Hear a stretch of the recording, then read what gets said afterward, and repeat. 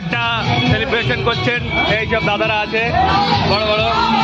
Are the main master এই main master আর দ্বিতীয় manager, তৃতীয় আমাদের এই হেল্পারটা, চতুর্থ এই ম্যানেজারের ভাই। এই আমাদের ডেকোরেশন, ছোট্ট করে একটা ডেকোরেশন করলাম। এখানে একটা বক্স ভাড়া করলাম আমরা, গান টান হচ্ছে।